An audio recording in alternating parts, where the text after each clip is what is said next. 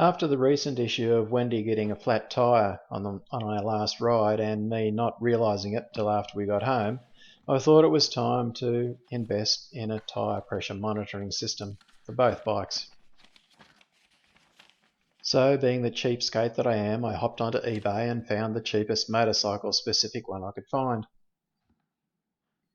And this is what comes in the package: a display unit, a handlebar mount,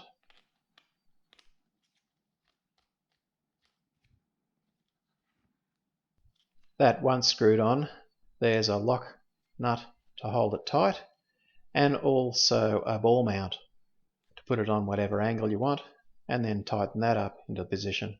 So a pretty good arrangement, really.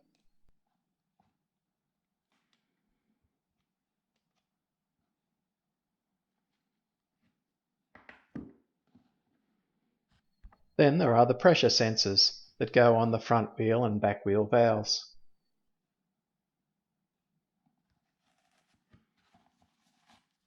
The display unit comes with its own inbuilt battery, which can be recharged with a standard USB cord.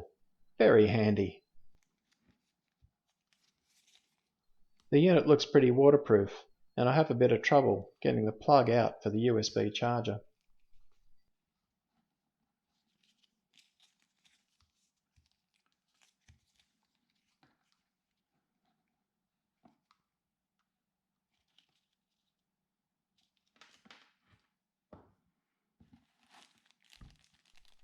Then there's the little tool for tightening these two little nuts onto your valves that lock the pressure sensors onto the valves. It's already charged, but I put it on the charger just to make sure the charger actually works. And you can see up in the top right hand corner the battery level and the various display options.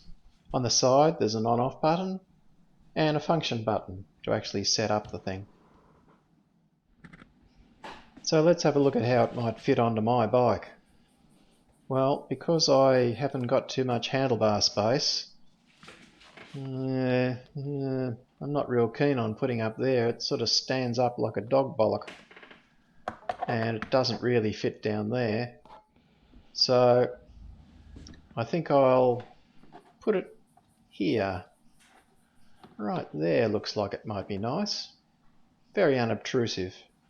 Alright, I'll have to make a bracket up to fit that.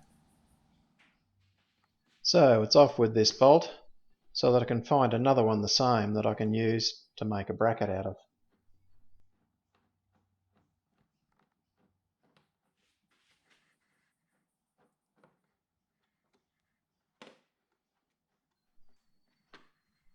Okay, there's the offending little unit. I need to find a bolt the same as that. Well, the same thread anyway. And here we go. On the bench we've got one. The right thread and the right size. And I need a bolt with a thread that fits the display unit. So let's see how this one goes. Weirdly, it's a imperial thread, not metric. Anyway, I found one with the right thread, put the little locking doodah on it, screw into the back of the adapter. Yep, I think that'll do me. Alright, off to the shed. Because I want to weld both those bolts together. Something like that.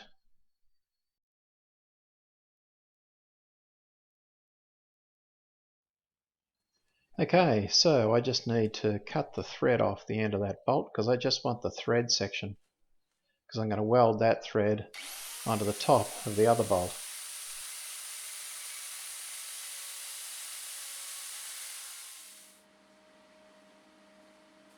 Okay, now for a little bit of welding magic. I want to weld that thread on top of the other bolt. It's a little bit fiddly.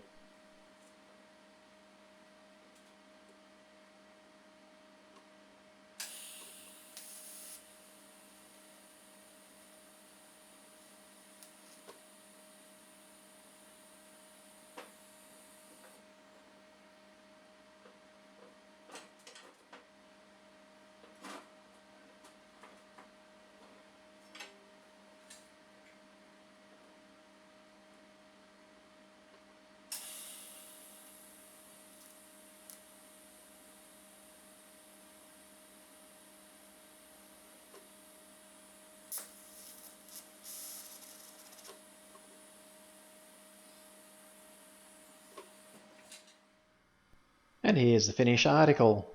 The small thread screws into the bike, the large thread screws into the tyre pressure monitor. So let's install it and see how it looks.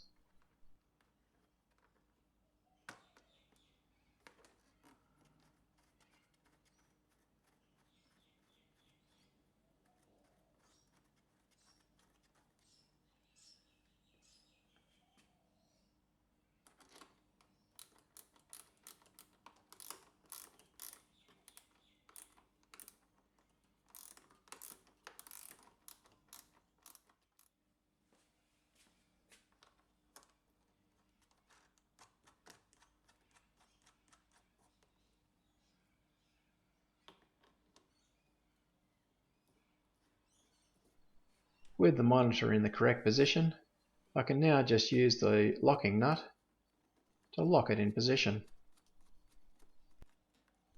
Yes, I know what you're thinking. Anyone could pinch this unit, but I don't live in a high crime area, so I'm not really worried. I'm not going to go through how you pair the display unit to the sensors, because it's different for different models. But once it's in pairing mode, it's just a simple matter of screwing the sensor onto the valve. It recognises it and then moves on to the other wheel so that you can screw that sensor on as well. Very simple process. The unit also allows you to set the high and low pressure. So if it's too high, the alarm will go off, and if it's too low, the alarm will go off. This is the information on the display. You can set the pressure display to PSI or bar. I've got mine set to PSI, and I've got the temperature set to centigrade. The large numbers are showing the front and back wheel pressure, and the small numbers are showing the front wheel and back wheel temperatures. And here's what happens if the pressure on either wheel drops below the minimum that you've set. This unit cost me $46 delivered, and I think it's money well spent.